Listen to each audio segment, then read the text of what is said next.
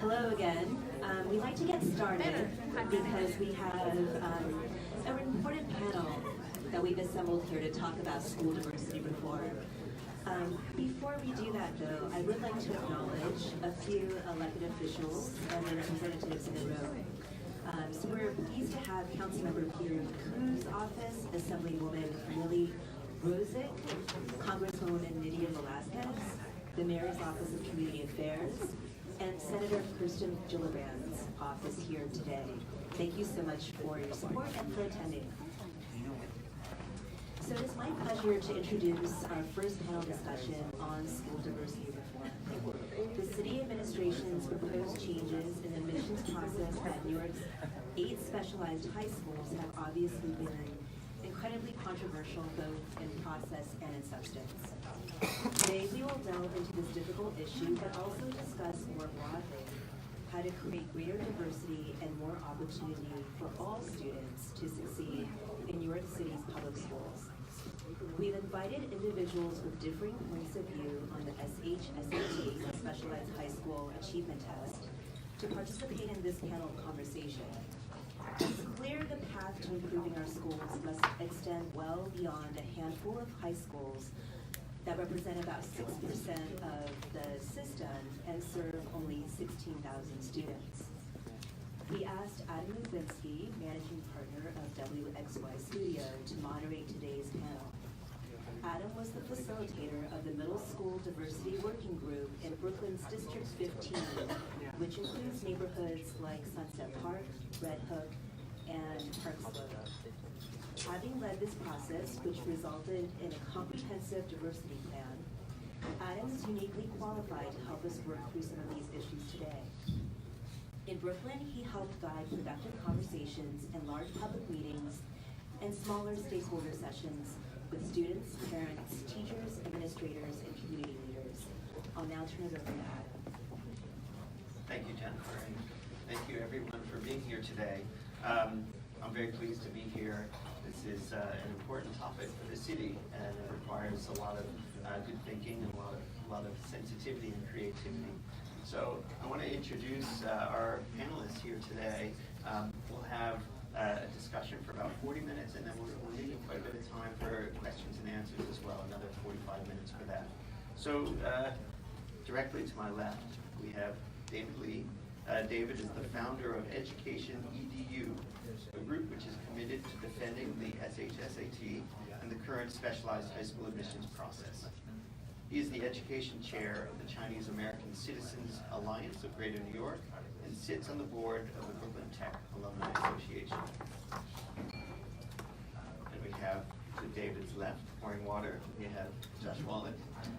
Josh is the Deputy Chancellor at the Department of Education for Early Childhood Education and Student Enrollment. And Josh has spent many years in city government working at the New York City Economic Development Corporation as well. And then we have to Josh's left, we have Lynn Sean. Lynn is a STEM teacher at Middle School 88 in Park Slope, and she was a member of the working group, a part of the Brooklyn District 15 school diversity planning process. And then to Lynn's left, we have Jason Moon. Jason is a graduate of Brooklyn Tech. He's also an attorney with the Legal Aid Society, and he co-wrote a recent editorial in Crain's magazine titled Asian Americans Should Embrace Reform of the Specialized High School Admissions. So we'll get on to the specifics of the specialized high school admissions, but first I wanted to talk about the bigger picture. I wanted to ask broadly for each of you, what does the ideal New York City school look like in your eyes? From your own personal perspective, as former students and adults passionate about this issue, and in Lynn's case, as a teacher, what needs are there for Asian American students that should be reflected in policies for achieving greater diversity and inclusion in the New York City school system? It's really a two-part question. What's the ideal New York City school look like to you, and how does that meet with the needs of Asian American students? I'm going to open it up broadly. I can start as the the teacher. You know, I would say my ideal school and classroom is a classroom and school environment that empowers students to actively address the most critical problems facing not just their own lives, but their communities. Some of these issues being climate change that transcends racial lines, issues like immigration and democracy itself. So, I'm sorry, what's the second part of the question? How does that meet the issue of Asian American students and their needs, and how should those issues and needs be reflected in New York City school system in terms of diversity and inclusion?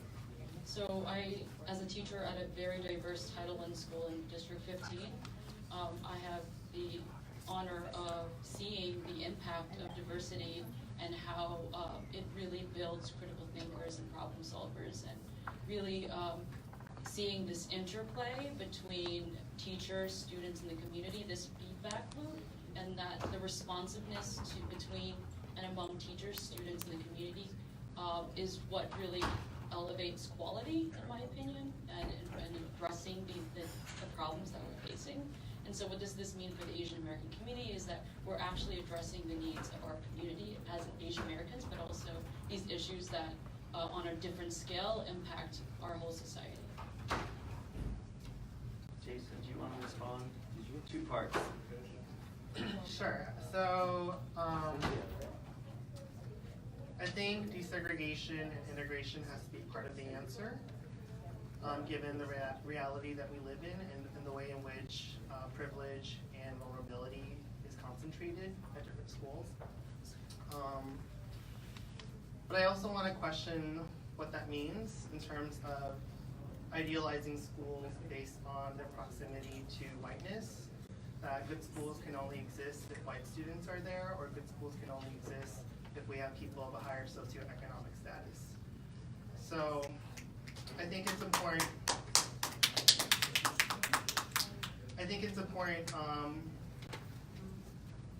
To question that. That better schools, better neighborhoods are synonymous with whiteness. I think there's also no one-size-fits-all solution, and the issues are really complex, from community to community, neighborhood to neighborhood. Integrate NYC put out a 5-pronged platform, right? 5 R's. And so I think it's a good blueprint to work off of. The first is race and enrollment, so diversifying enrollment for schools. Resource allocation, relationships across group identities, and part of that is thinking about incorporating ethnic studies into our curriculum. Restorative justice, so we're talking about decriminalizing schools and kind of pushing back against the school to prison pipeline. And the last point was representation of school faculty. So I know when I went to school in New York, K through 12, I never had an Asian American teacher. So I don't know if that was other people's experiences, but that was my experience. And then just lastly, there are other issues like special education, language access, mental health, and many other issues that get buried under the debate around magnet schools. Asian Americans have really high rates of depression and suicide ideation, especially for Asian American women. But that's not brought into the conversation, but I think that's really important when we think about schooling as well. And I also just want to highlight that there's also intra-group differences that exist within Asian Americans that we really need to unpack, especially the data around Southeast Asians, at least on the national level. And there's an organization called CRAC that does a lot of work around Southeast Asians and racial equity. And then also understanding, I think the panel, or the discussion earlier where the professor talked about really high disparities even within like the category of Chinese, right? There's people who are really high income with high levels of education, and there's also people with really low incomes of education, low levels of education. And we need to grapple with that as well. Dave, good for me. Thank you. Well, my perspective is a little different. I'm really concerned about the education value of all the students in New York City, for example. Half of New York City students are not passing a Black and Hispanic community, 75%, depending on which metric you look at. You change the test, 2017, 80% were not passing. They changed the test and now it's only 75%. But with that, whatever scale you use, the fact is that in the African American and Hispanic community, there's a problem there. So we have to address that because that affects how the policies, school policies that we use going forward. So I'd like to see in the school, I'd like to identify the schools that are needy in terms of education, where the kids are not passing. We should send, I'm not a policy expert, but I would suggest sending an emergency squad there and dealing with, like, I know that the city has negotiated with the UFT that veteran teachers don't have to go to these schools. But we should change that. Veteran teachers should go there and not send trainees. We should have social service administrators at these schools. We should have security detail at these schools. These things will bring up these schools, particularly in the Black and Hispanic community, to raise the number up so they can compete at something like the specialized high schools. As far as Asians are concerned, there are a lot of deficiencies that Asians need in the schools. We're not in charter schools. We're not in private schools. We're not familiar with getting a scholarship to a Spence or a Chapin, which are just a few feet from here. We're not there. We're meeting here on Park Avenue, okay? Our students, that's gonna be more of an exception than a rule to be here on Park Avenue. So we have to address that, that they are not engaged as part of the city. So, in a practical manner, perhaps in an after-school program, we should have some sort of prep program, which is not present in each of the programs. It's more prevalent for Black and Hispanic students. And there are other needs, because there's no safety net for Asian students outside the public school system. So, and Josh, I can ask you to respond as a parent as well as a DOE representative. Thanks. First of all, I just want to say I really appreciate the invitation to be here and to be with friends and colleagues here, and happy for putting this together.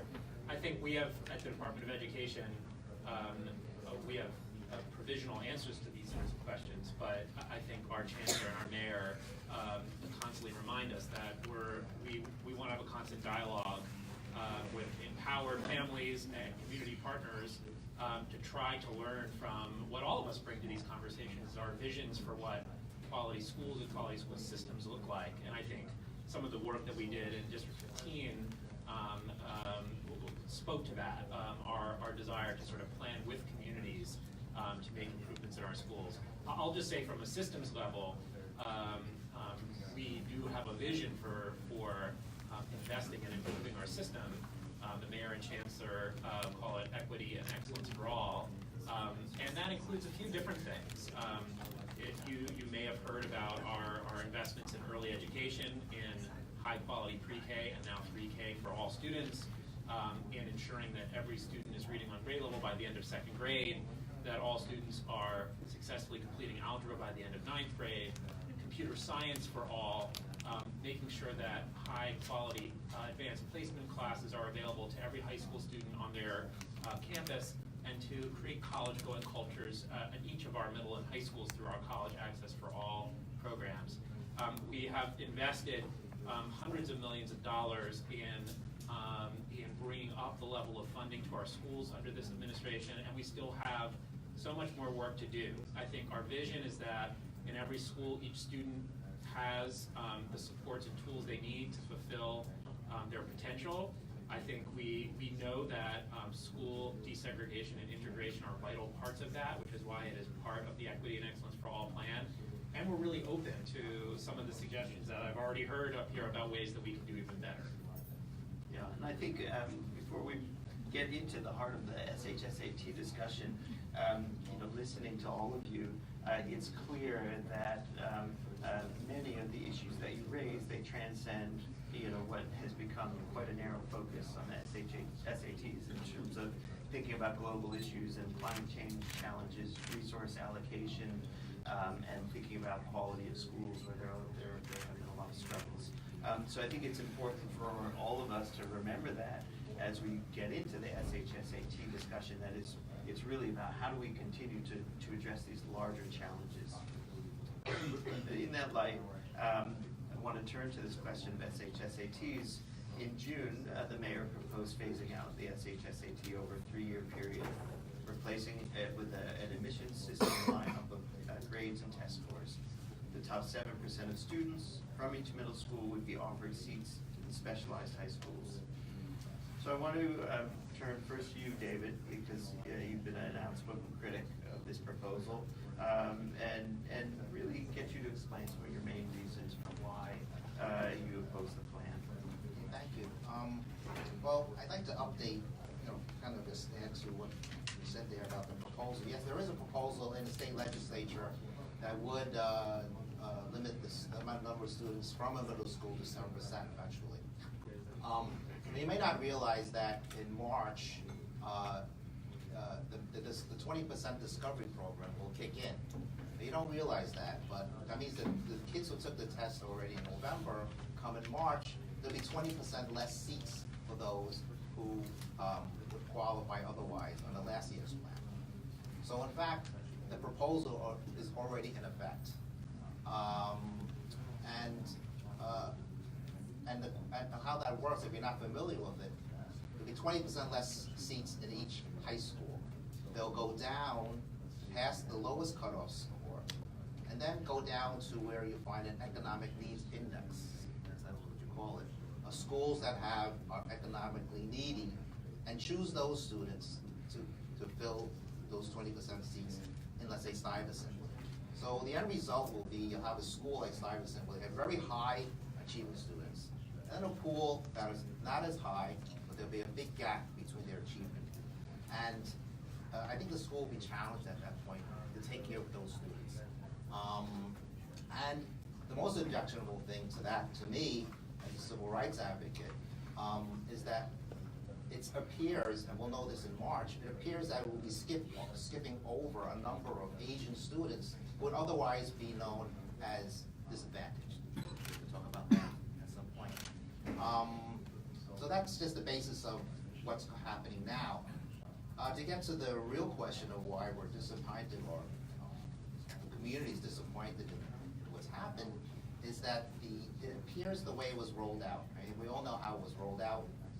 On June 14th, with 2 weeks left to the legislative session, it appears that the mayor at that point, by rolling it out that way, he seemed to be very insensitive to the Asian community and what the needs were and how important education was to the community. Children and education are the most important things to an Asian community.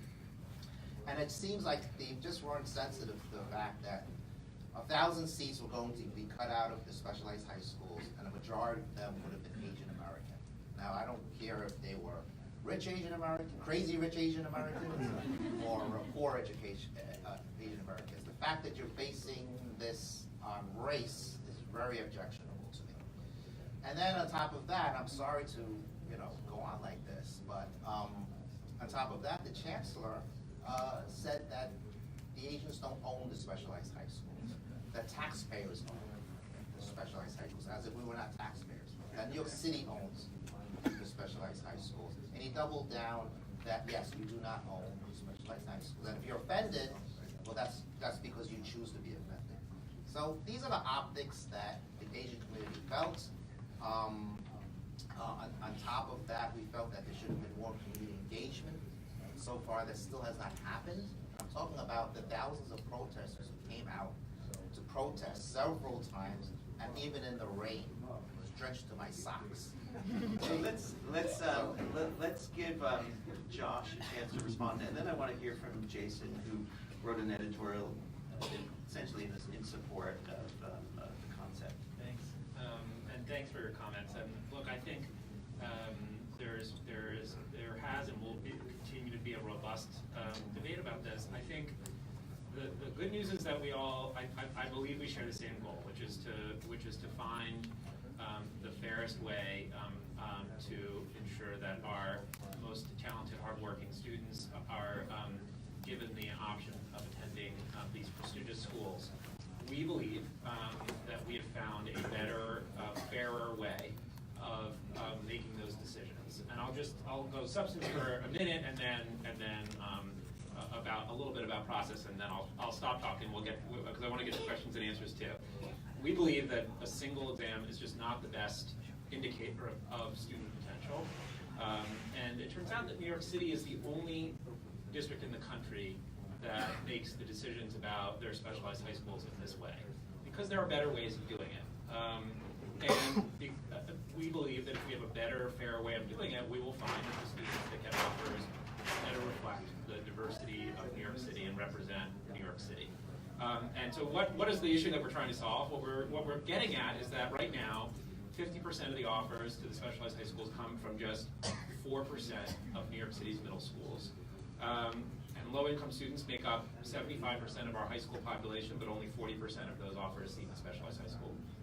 And Black and Latino students make up 68% of the New York City high school population, but only 9% of those offers seat in specialized high school. So what happens? So those are the results of the system we have. But we believe on the merits that one test is not a good way of evaluating a student's potential, that we should use multiple measures to do that. And so what we proposed is that we determine the top percentage of students in each middle school by looking at the grades that they achieved in their core courses of English, math, social studies, and science, and their scores on the state exams. Put those together into a composite score, and then offer seats to the top 7% in each middle school, as long as they're also in the top 25% in the city. We just believe that that's a better and fair way of assessing what the students have learned in school, how hard they work to master the material that we expect them to master, rather than the material that's on another constructed test. And when we do that, what we find out is what we would suspect, that talent and ambition are distributed all around New York City. When you look at what, based on our models, what would happen, we see double the number of, we double the middle school representation, we quadruple the offers to students in the Bronx, which under the current system get very few offers. We see an 18% increase in offers to female students, because there's currently a gender gap. When girls make up 40, females make up 49% of our class now, but are only offered 44% of the seats. A 36% point increase in offers to Black and Latino students, so starting to close that gap. And an increase in offers to low-income students in each across race and ethnicity. So again, what we find is that it reflects the diversity of New York City. And on process, I think we did make an announcement and put forward a proposal. We wanted to share our vision for how this should work and why we thought we came up with a better, fairer way of doing this. And now we're engaged in a very robust community conversation. We're visiting every community education council in the city. We've done about 2/3 of them so far, so coming to one near you, if not already. And we plan to continue this dialogue through the fall and through the legislative session, where it will be debated in a very public way. We look forward to hearing from you and your thoughts about it as well. So, Jason, what made you want to speak out about this? How did that relate to your Brooklyn Tech experience? So when the debate kind of around the specialized high schools came to the forefront, the dominant kind of representation for Asian Americans was, as David described, his group and the coalition that they pulled together. And that didn't speak for me. That's not the community that I'm part of, as Asian Americans who are fighting for racial justice for all people of color, for economic justice, for racial justice. And so I don't work in the education space. I'm a housing attorney at Legal Aid. But I felt like it was important for me to speak out, because the way in which the dominant narrative was playing out, to me, really positioned Asians in opposition to Blacks and Latinos. And that was very disturbing for me. And so how many of you are from specialized high schools in the room? How many of you have looked at the chat groups or alumni chat groups? Okay. So I went into some of those chat groups, and comments that I heard were things like, a seat for a Black student is a seat taken away from an Asian, that those who aren't testing in currently don't deserve the same opportunities as their white and Asian counterparts, that increasing Black and Latino enrollment would dumb down these specialized high schools. The assumption that Black and Latino students who have high GPAs but lower SAT scores would not be able to keep up with the academic rigor of these schools. That's deeply, deeply disturbing to me. Can I actually build on what you're Sure. just saying right there? As a teacher at a diverse Title I school, it is so upsetting to hear that our community, our city, believes that even the top 7% of all schools in New York City, that those students aren't capable of being successful at Stuyvesant High School. It is a myth that diversity dilutes academic rigor. It's also a huge myth that teachers aren't capable of challenging a diverse classroom. That is our job. That is what we are trained to do, is to meet every child where they are and push them as far as they can go.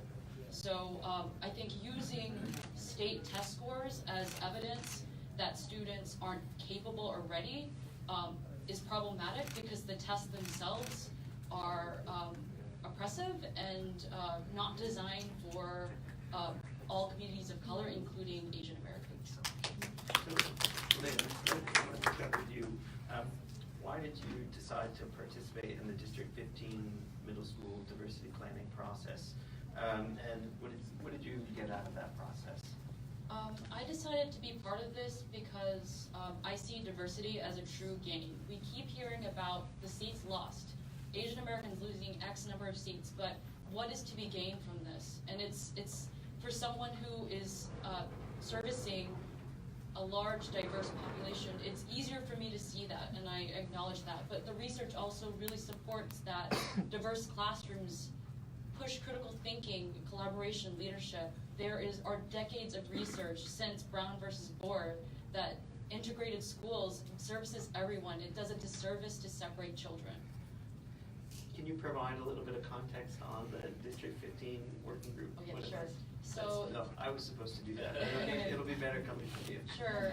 So the District 15 working group was a grassroots effort. It was both bottom up, top down, as has been written in the media, of parents, teachers, advocates, administrators, students working together to gather feedback from the community and to really deeply look at historical data alongside WXY, an urban planning company, and really workshop recommendations that will address and uplift all people in the community, and making sure that, well, one of the biggest outcomes was the removal of screens for middle schools, screens being, actually, Adam, you could probably explain screens a little bit better to me.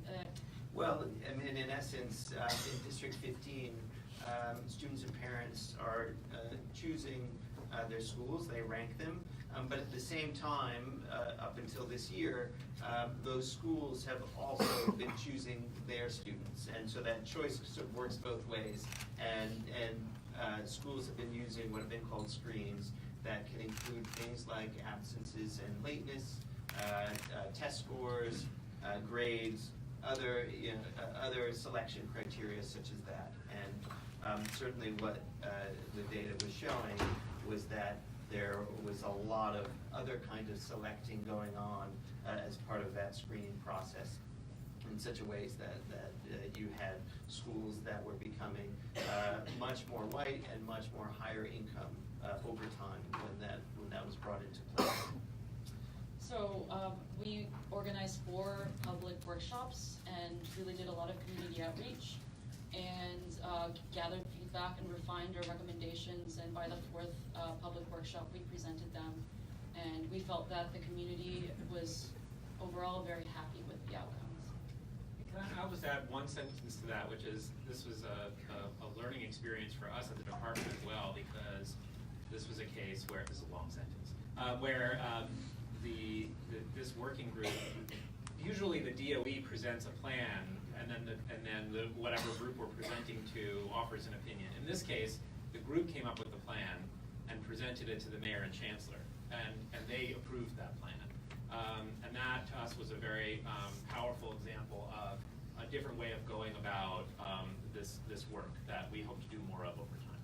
Yeah, I mean, I think think there were sort of two critical takeaways as it relates to the SHSAT process. You know, one is thinking about schools and different levels of schools, from pre-K to elementary to middle school and high school, and how they come together as part of solving these challenges. And the other is in terms of thinking about process and how a collaborative and an engagement process can work. So I want to ask about that as the final. Well, I didn't get to, just a quick comment on Lynn's question. I want to circle back just for a minute because the majority of panelists disagree with maybe what I say. I want to clarify that the alumni are not against diversity. The specialized high schools were always diverse. When I went to school, it was majority Black and Hispanic in the 1970s. It was that way for 30 years, between the years of 1970 to the year 2000. So this is all under a system that did not change. The SHSAT has been in effect since 1971 in its official capacity. So to say that there's something wrong, I agree, there's a diversity problem at these schools. But solving that problem by placing students in there does not solve the real problem. You're looking at the symptom, not the real problem. The real problem is, why aren't the Blacks and Hispanics and other Asians not getting into the specialized high schools? And that's a problem in the schools itself. Remember, it's the same rules, it's just a different complexion, okay? So we changed the complexity of the specialized high schools. Has that changed? Has that solved the problem for the next generation of Blacks and Hispanics who want to get into these schools? What the answer is no. Back to the question given to Lynn, I think the process in the CEC 15, I want to point something out, because you're going to have this going forward. The advisory panel that's on there, you're the facilitator, these people on the advisory panel. I see that on that panel, you were either a DOE employee, you were either a group that sided with the DOE in their position in changing whatever position the DOE had in District 15, or you were a group that received funding from the city. So all the groups on the advisory panel had some sort of interest to side with the DOE. I'm being critical, but I think that both sides should be presented here. So going forward, I would like to see more engagement from the community. And I emphasize again, it's been June, July, August, September, November, and the city has still not engaged the community in the conversation over the SHSAT. And I'm afraid in the other CECs, the community will also not be engaged. That's my concern.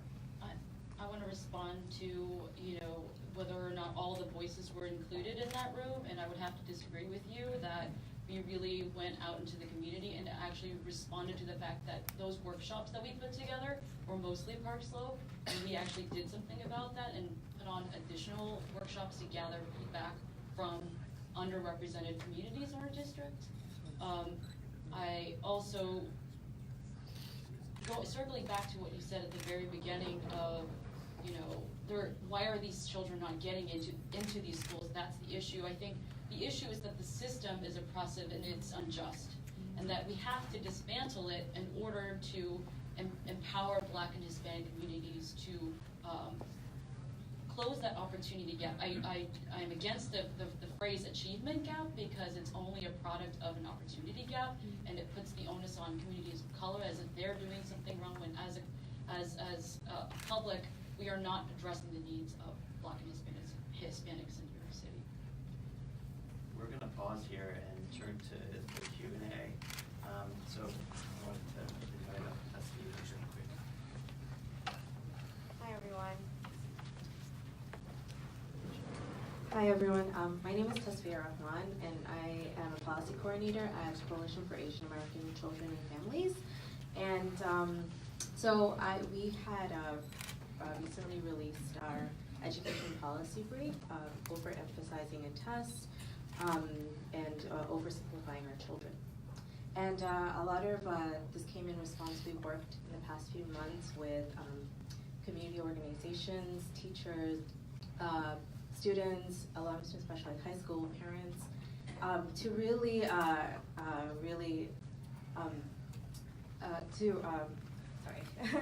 to really cultivate and shape a perspective that hasn't been heard, and to go against this very traditional narrative of APAs often being excluded from the educational equity reform conversation. So in our brief, we do go into an overview of the SHSAT history and its roots in anti-integration efforts. We also look at the SHSAT itself to really make our stance that we are in support of eliminating a sole measure, the SHSAT or any single test in assessing admissions for the specialized high schools. We also realize that the specialized high school students make up 1.5% of the school system, and we realize that additional recommendations need to be considered in order to ensure that we have a public system that's equitable for all students and not just APA students. So I have a couple of copies, and I'm here to take questions if anyone has any. And a copy of our brief is also online at cacf.org. Thank you.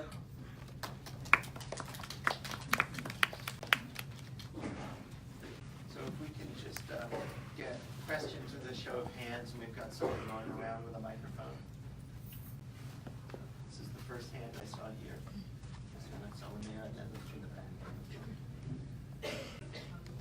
So my question is for David. I was interested, you just said that reserving these spots or making this 20% space for Black and Hispanic students is not going to benefit them in the future. And I'm just interested in your thought process there, and how is it that you think that making these spaces available to them is not going to help them in the future? Absolutely. So the concept of a specialized high school, they're really STEM schools. They're not really nurturing schools, to tell you. Jason can attend to this. You go to these schools and you give them the homework assignment and you expect them to come back and do really well on it. So they're not nurturing schools. I don't think that benefits a student that needs a different type of learning environment. And so specialized high schools, there are 3 large ones and there's 8 smaller ones. There's 100 screen schools. There are 400 high schools throughout the city. There are charter schools. 10% of the city goes to a charter school. They're widely successful. Now, I'm not excluding anybody. If that child chooses to go to that school, they should know that they're facing a very uphill challenge when they go to these schools. And you might say it's disingenuous of me to say that, well, you're using this as an excuse. That's just not that happen there. I welcome there. I'm on the Brooklyn Tech Alumni Board. We welcome these. We are the only school that had a discovery program for years. We welcome them. We have experience that, yes, when you have 30 or 40 discovery students, fine. But if you go further down the ladder, just in terms of pedagogy, it'll be difficult for those students to catch up with the other students. And you may disagree with me on that, but that is the experience that we have in some of the schools. The experience I've had in raising my own children. I've kept my children out of going to certain schools, out of going to Brooklyn Tech, because I didn't think that she would make it there. And in fact, she went to another school, which was severely overcrowded, and she became valedictorian. And otherwise she would have been in middle school at Brooklyn Tech. So to say that there's one rule for everybody, to say that we just place these students here and that's the solution, and the other part of this is you're avoiding the real problem. There's a real crisis in the Black and Hispanic community, a real crisis. Can you say a little bit more about what how you define that crisis in the Black and Hispanic community? Level 4, again, you may not want to recognize state assessment tests as a gauge, but that's the only thing we have. So a level 4 student, okay, in 2017, 8th grade level 4 student, he was Black, he was African American. There are only 275 of them. There are only 3% of Black Hispanic students, or Black students, are level 4s in New York City. That is a shame. That is a crime. 275, a level 4, that means 275 students in New York City, Black students in 8th grade, can only get an 85. They're the only ones who can get an 85 in the math test. 96% of a Black student walking down the street, it's a 90% chance that person cannot do well on a math test. Do you find that equitable? So where does that responsibility lie?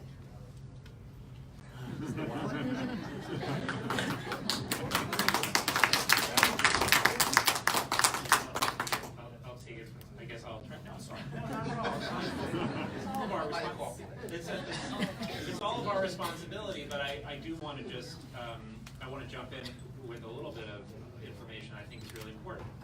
You know, I think we all agree that we want to have a process that's fair, and that gives our talented, ambitious students an offer to these schools, and that they'll be able to succeed there. I think the other thing we learned when we made our proposal is we looked back at the students that would have been selected through our plan, this top 7% plan, and what we found is that, for what it's worth, their grade point averages and their scores on state exams as a cohort are virtually identical to the scores and grade point averages of the students that are selected today.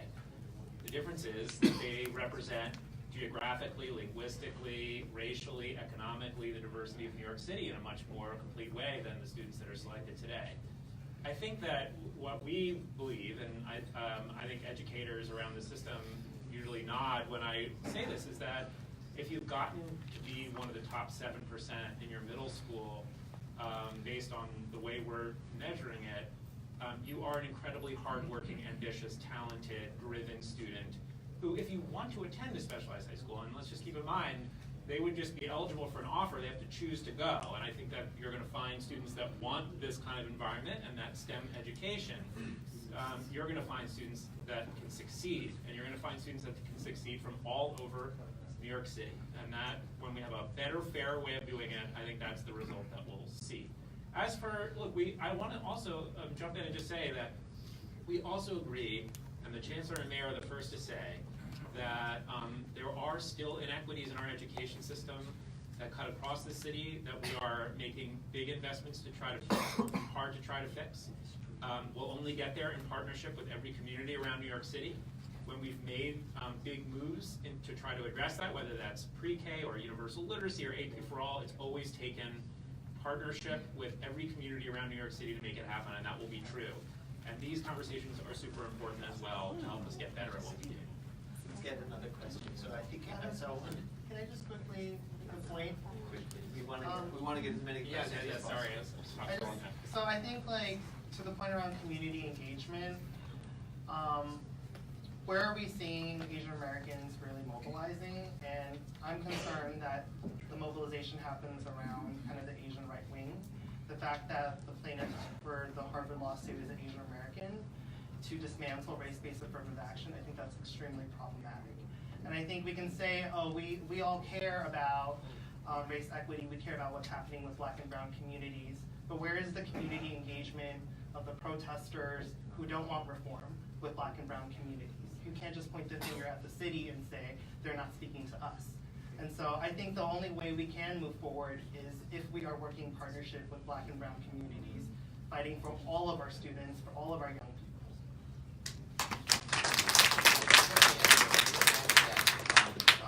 I will take full responsibility for 3 things.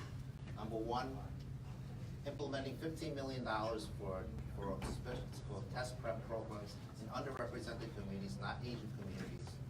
Free test prep, $15 million. That's number one. Number two, I said at the front of City Hall just a couple of months ago, and I asked for honors classes in every grade in every school. This is my solution on how to fix the schools. Okay?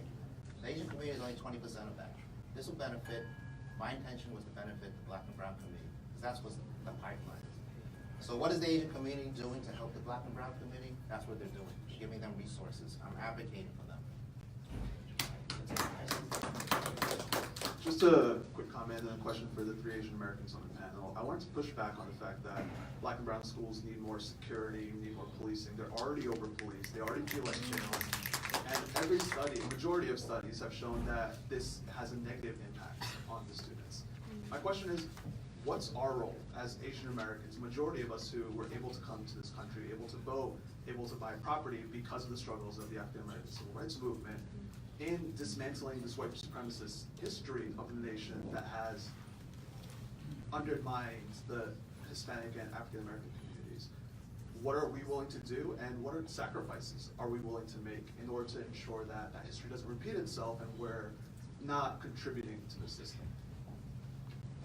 First thing I want to say is it doesn't necessarily have to be a sacrifice if we really think long-term about the outcomes of diversity and diverse schools. But I think that community engagement if there are any grassroots efforts happening in your district, being involved and being present as an Asian American to voice from your perspective, what our community needs, and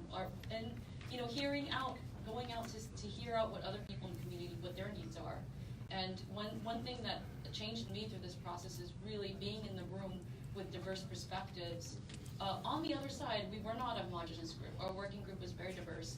And you're really kind of working through those challenges. There's a lot of tension.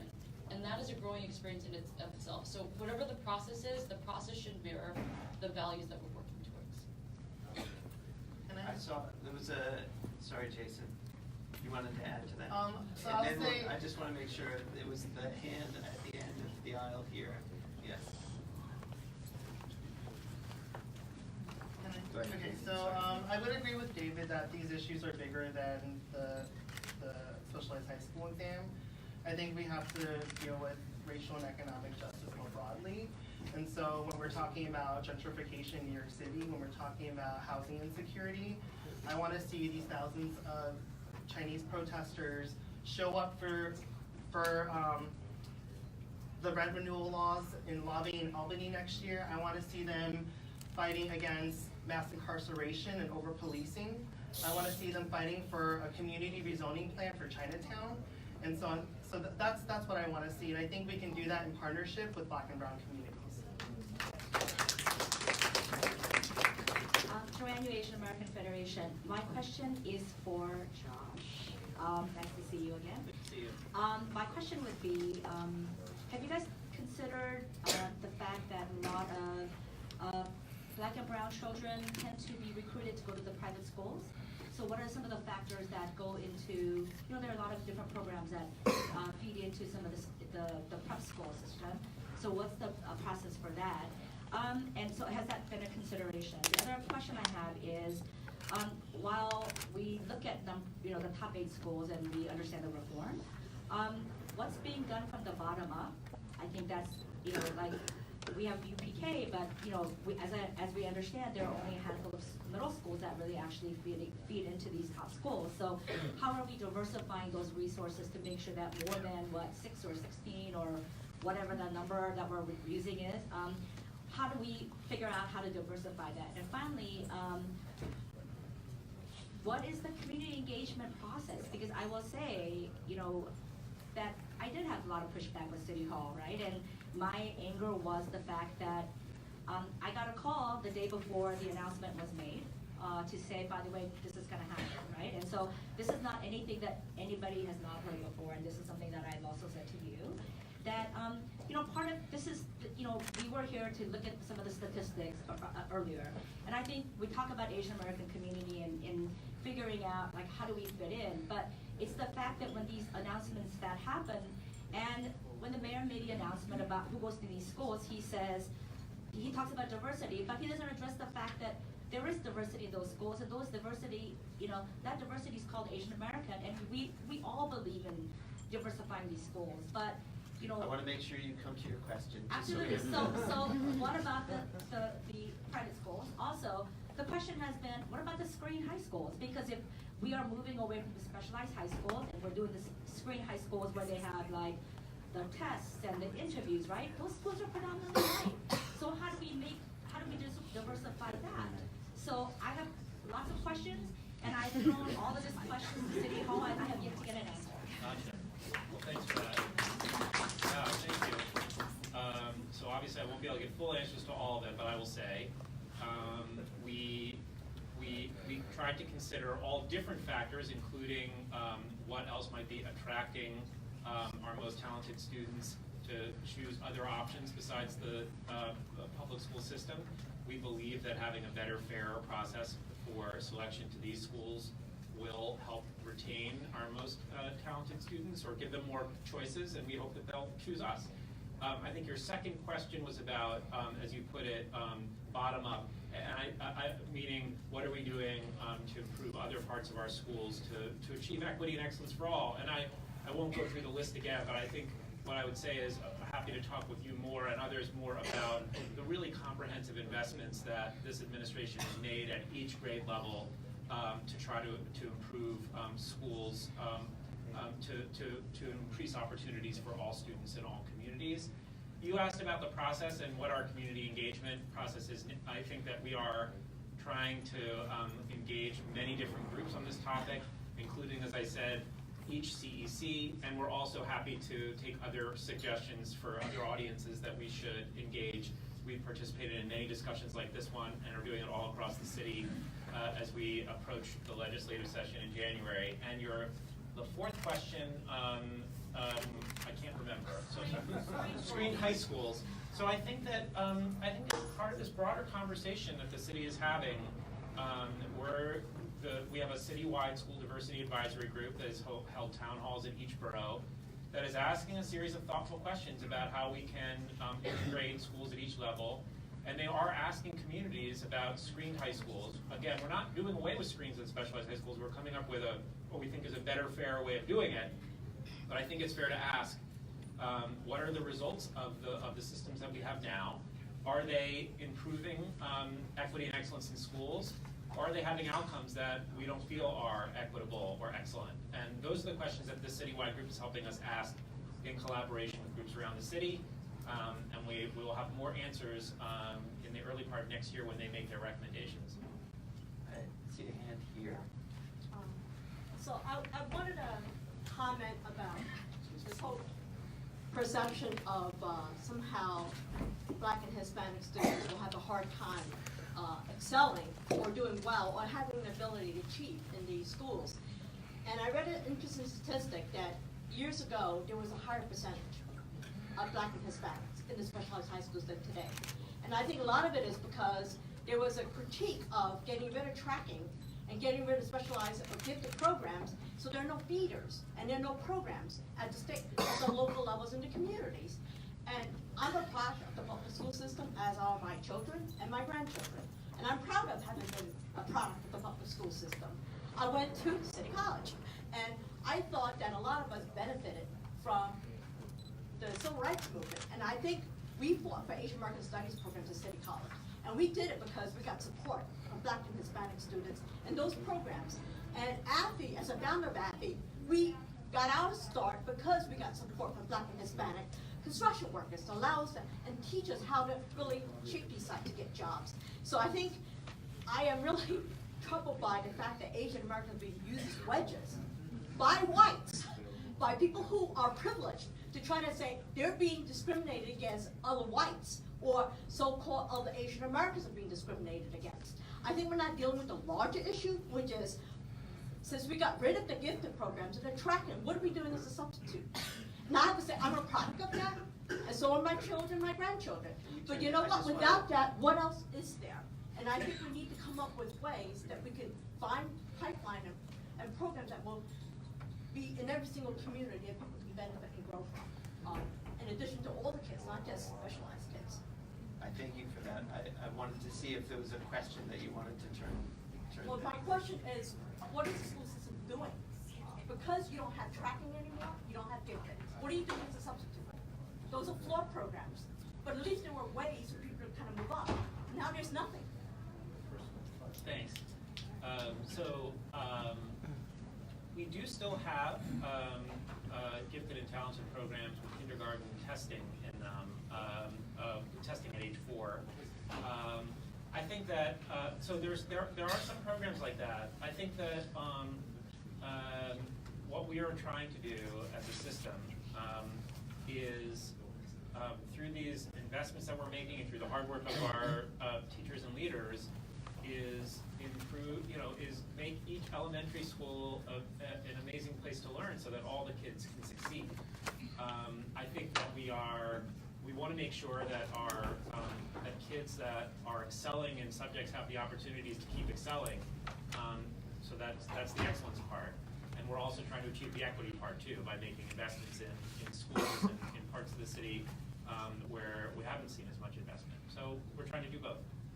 If we keep tracking but desegregate schools, then we're just going to have segregation within schools, so they have to come together in order for it to work.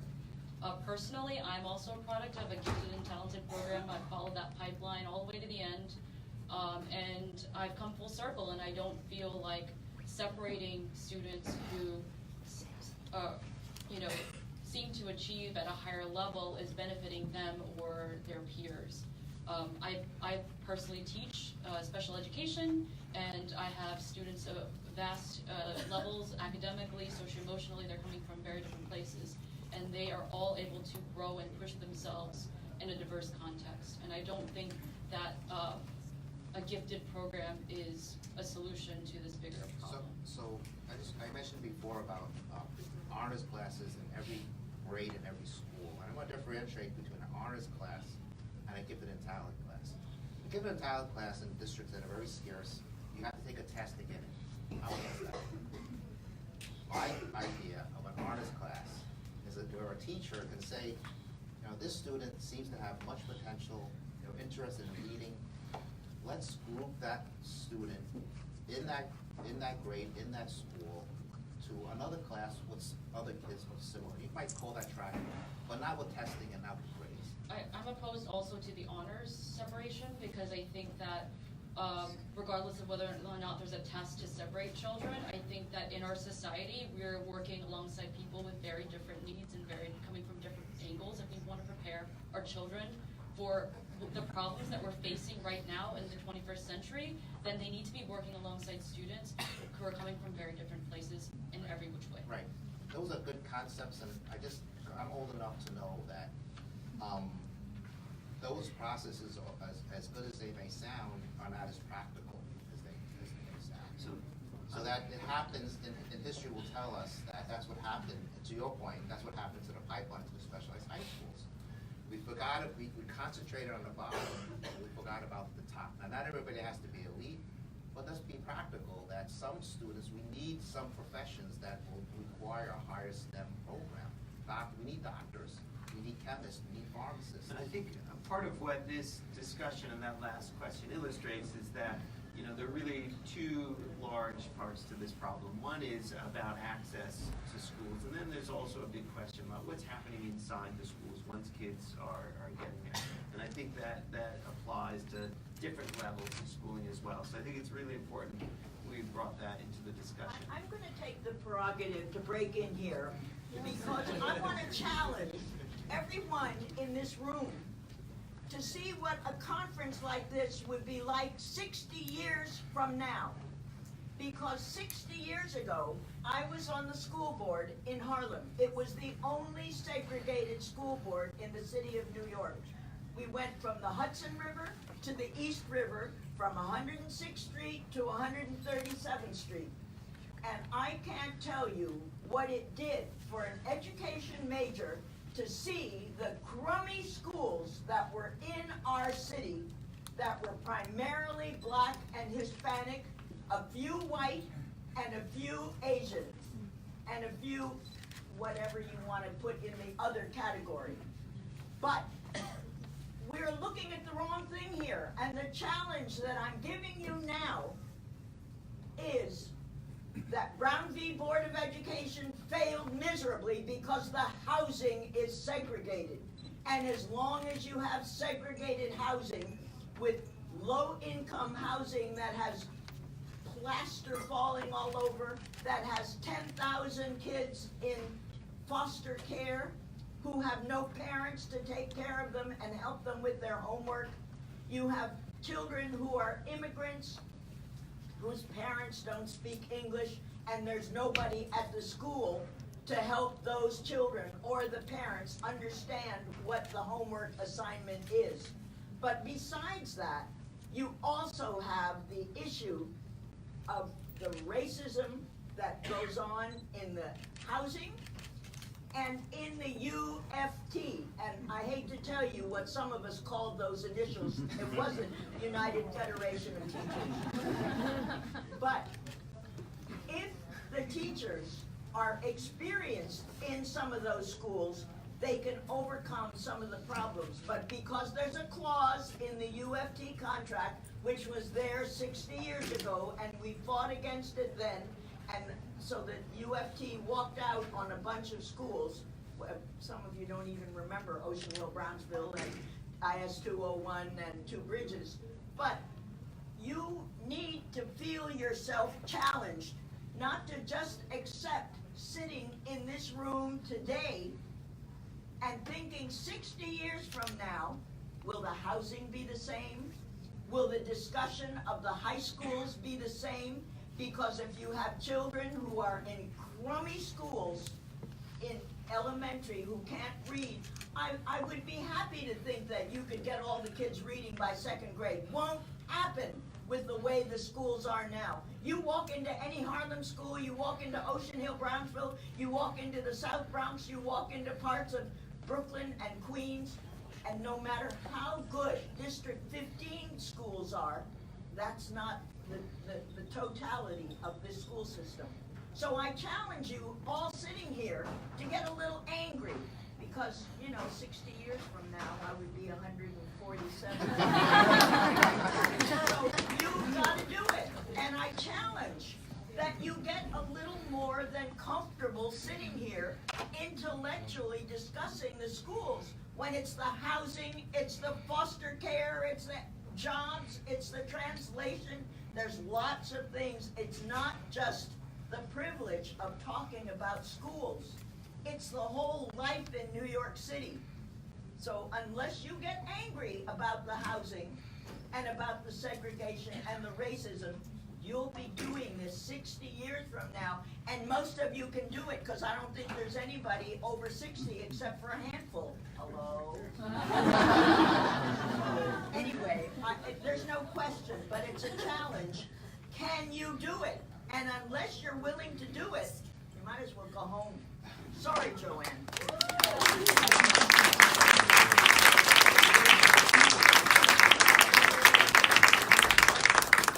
Thank you for that.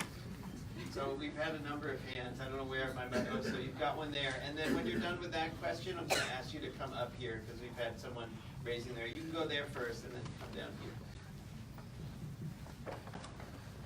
Thank you. Yeah. So, I just want to comment on Josh's proposal that the top 7% of every high school get into these specialized high schools. On the surface of it sounds reasonable, but we also recognize that an A in one school is not the same as an A in another school. Otherwise, we wouldn't be sitting here talking about special high schools, right? You just go to any high school. And the reason we're here is exactly because we recognize some schools are better than others. And I just want to say that, students who has failed or failing the special high school test, they did not start failing that, right now. It's not the first test that they failed. They have been failing tests a long time ago. And it just culminated, that's the reason they would fail these special high school tests. And to make this issue a racial issue is ignoring the failure of education in New York City. That's where the root problem should lie. Now, equality of access does not guarantee equality of results. Just because the results is not equal, it doesn't mean there's some discrimination going on. Otherwise, we would be complaining discrimination in maternity wards because 100% of the patients are women going to maternity wards. And that's what I want to say. Did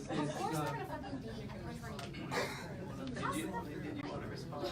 I just want to say that this perception that these children, the top 7% across, yes, of course, we have different quality middle schools in the city. That's a product of systemic racism. As an educator, it's really my students don't do well in the state test, and to tell me that my students, the top 7% of my students, couldn't succeed in those schools is actually really hurtful to me. It's like my own children. Maybe think about visiting schools, because things have changed a lot. And things have changed a lot, and the city of New York has really made efforts to really try to make the system more equitable. And the kind of planning we teachers do right now, every single day, day in and day out, is very different from maybe what you experienced when you were in public school. So maybe taking the moment to going to your district school and see what's going on. There was a question up front here. I'm sorry to make you run to the front here, but I want to make sure we get another mic. Thanks. Hello. So this question is for the DOE and the members who were part of the District 15 Diversity Initiative plan. So the first question is, what criteria was utilized to select that particular district? And then the second part of it, like, what other districts out there do you think would be ripe for doing this type of, intervention or integration plan? Particularly, I'm thinking about District 25 in Queens. Is that a district that you think is a second good example for doing this type of work? Or if it's not that one, what others? So first, criteria for the diversity plan in other districts out there. I'll start and then, yeah. I think it was a combination of things. One was that if you look at the set of schools in that district, and how the population within the school compares to the population of the district as a whole, and how dissimilar they are. So how unlike the district as a whole an individual school is. Some of the starkest disparities were in District 15 in the city. In fact, I think at the middle school level, it was the most. It was. Yeah. You had 98% free and reduced lunch students in one school, and then there would be others, and there was a cluster at that level, and then you had schools that were 20 to 25% free and reduced lunch kids. So that disparity from the average. And then I would say, in addition, so that was the sort of technical reason why that district, among many others, was interesting to us as a place to try a community planning process like this. And then I think we also found a great community of community leaders and families and teachers and school leaders and the superintendent who was willing to work with us in that process. And so I'll just conclude by saying, going forward, the city has made available a sort of a fund for other districts that are interested in these sorts of processes. And rather than us having criteria, we're inviting them to apply. And so if there's a district that you think would benefit from that and has opportunities, those applications will be made available by the end of the year, and we'll love to look at that. I don't know if you want to. All right. One thing I want to add that I haven't had a chance to say yet, that a part of the process as the working group was to receive anti-racism training. It was like an intense 6-hour workshop, and I think starting there, like understanding the history and really looking at the trends in our own district was the right way to start. And if I were to go back and do it again, I would do it the same way. So, Adam, can I just make a quick point around testing? So I just want to say that a lot of the social science literature, and other people can speak to that, kind of have demonstrated that a lot of these standardized tests are biased. They are racially biased. Whether it's stereotype threat or other kinds of biases that are built into the testing structure. So I think that's really important just to flag that. And I've benefited from the testing structure but I can also say that I can recognize that when for example, with the LSATs, when I took the diagnostic, I scored in the 40th percentile. When I actually took the exam, I scored in the 98th percentile. Did I, in the span of 6 months, miraculously become brilliant? And so we have to really interrogate why we're invested in these systems. Is it just because they work for us? Do we really believe that they're measuring merit? And so I think that's really important. I saw a couple of hands back there. So,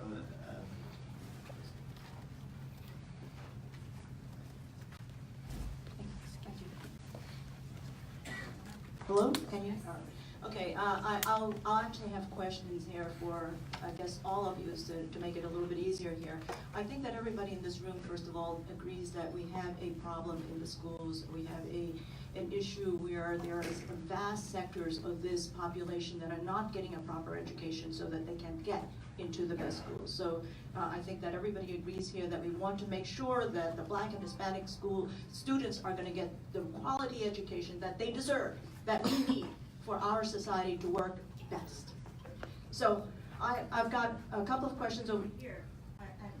Did I just look? Okay.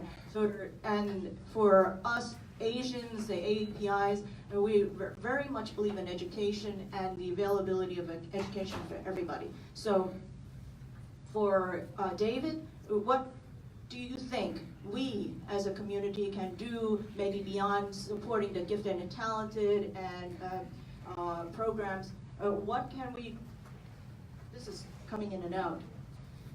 Hello, is this better? Yes. Okay, what can we do to improve their ability to do test prep, for example, and make that a broader program than the 15 million that was given before? What can we as private individuals, as a community, do for that? For Joshua, I'd like to know the meta study that was done actually 5 years ago said that the test actually worked very well. The test tracked the performance of the kids who got in and didn't get in for years after the test, and they said that it actually worked, and then this report was actually kept hidden for 5 years. Why is that, and what can we learn from that? For Jason, I share your concern that there's a lot of pressure on our kids, and I just saw a movie in fact recently, Finding Luke, that had a Chinese kid who went to Harvard and committed suicide. I think that the pressures on the Asians are very, very great here, and if we have this system where we're saying that we're going to raise the cutoff level for the kids who are getting into the specialized high schools now, and we're going to make it even harder for them to get in. What do we tell the kids? That you're going to be working much harder than all the other groups. Your white kids, you know that from the SAT scores already. Everybody knows the study that under 2,400, the Asians had to get 125 or so points higher than the whites, then 200 and some higher than the Hispanics, and 450 higher points than the blacks. How do we address this issue, a mental health issue, in dealing with our kids and saying that, forget it, you're a second-class citizen, suck it up, just work a lot harder, or do we tell them just give up, or do we tell them commit suicide? You know, how do we address something like that? And finally, for Lynn, I know you said that tests are oppressive.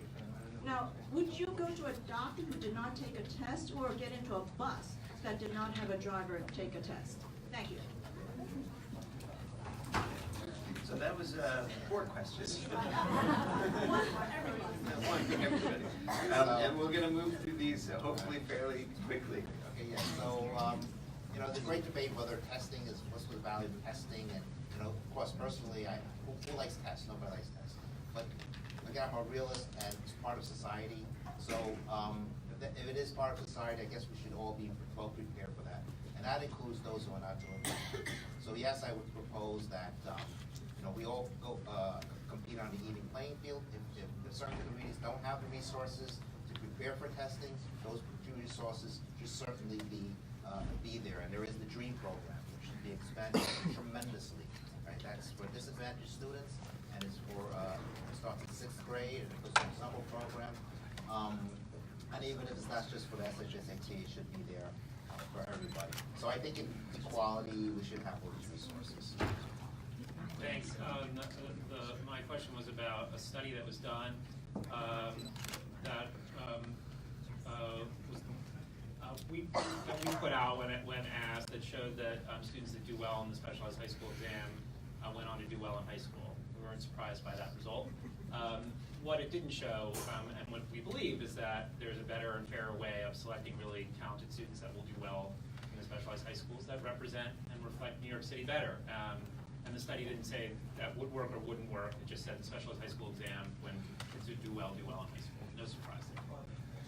To address your question about testing, I'm all for students having to demonstrate their learning and their skills at a very high level.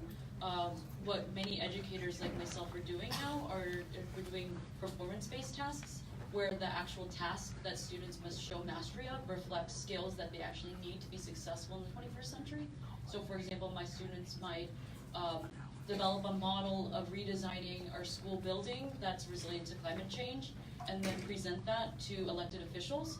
Those to me are tasks that really prepare students for success in the 21st century. So it's not that testing It's not that I think that my doctor should improve his or her ability, their ability, but that the test should reflect the skills that the doctor or bus driver will actually be needing to use. Okay, there's a lot to unpack there, I think.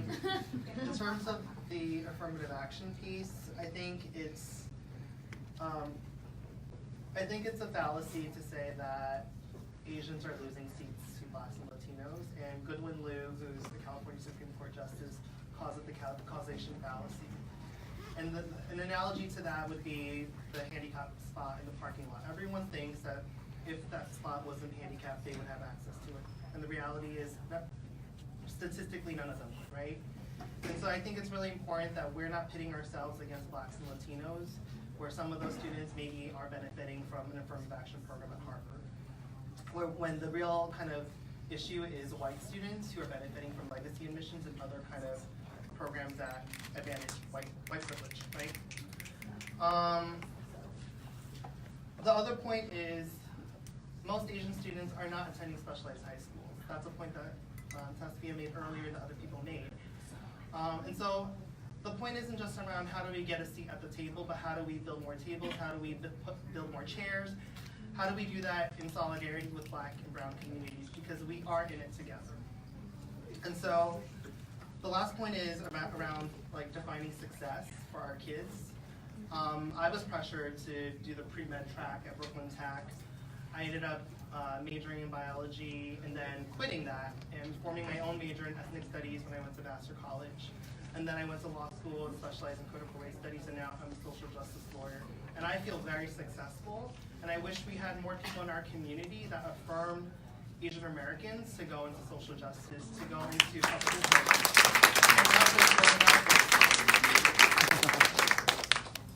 We have time for 2 more questions. I saw a hand back here.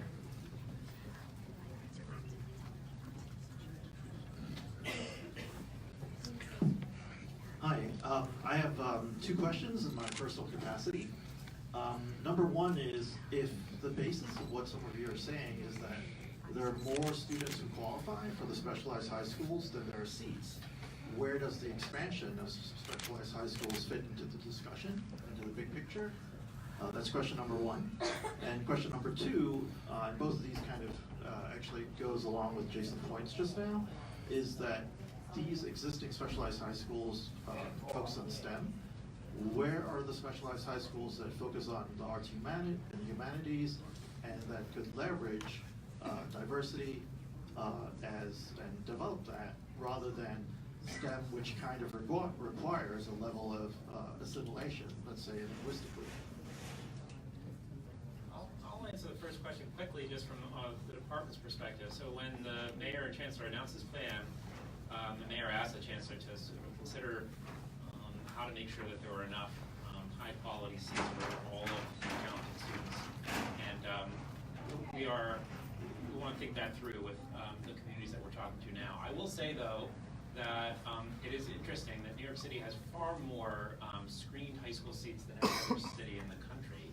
It's over a quarter of our seats in all sorts of programs, all sorts of subject areas. But I think that's also something that our citywide diversity group is thinking about and asking. New York is already an anomaly. And so that's something that we'll consider when we consider this question of whether to expand additional seats. But we'll see. We're still talking through. I would say that in that perspective, I would say that the audience remember that the specialized high school, again, only 3 large high schools. And I might agree, I would agree with everything that's said on this panel, except that why can't we just have 3 schools that test out of 400? Is that going to change anything in society? We just have 3 schools and let the alumni have their way. I'm an alumni too, but it's fine. Let us. You have 400 other schools that you have your way. You have 5 schools that you have your way right away. 5 of them. So I just want to throw out there, I think there's a point around even dismantling the notion of having specialized high schools, like we talked about earlier, the idea of tracking and gifted talented programs and how those are problematic, right? And I think, I didn't say this in the beginning because I feel like people would just like totally disregard what I have to say, but there is a point around, should we even have specialized high schools? Because shouldn't every student have access to the highest quality, academically rigorous curriculum? Not just people who go to specialized high schools. And I also just want to flag, like I went to Brooklyn Tech, there were over 4,000 students when I went. I think there's over 5,500 now. And I think there's a question around, are students really getting the kind of quality education you think that they're getting, or are these schools just screening for different kinds of income, resources, and other things that allow them to then get into the schools that they get? And so I think it's a way more complicated set of questions.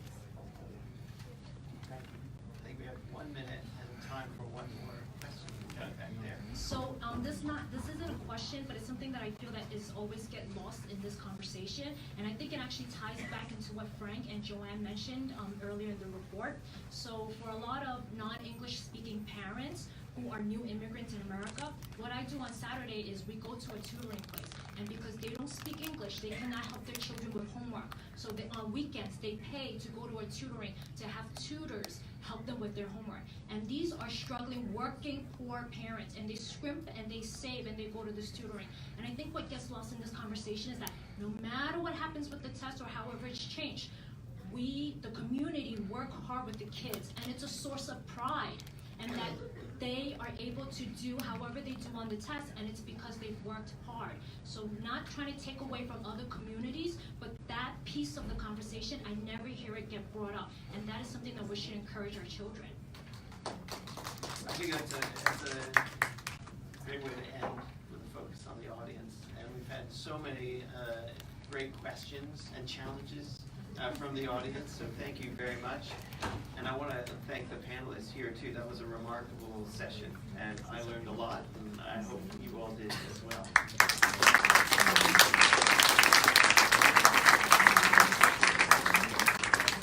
So before we take a break, I just wanted to echo Adam's thanks and also thank you for your role as a moderator. And I think we had a really lively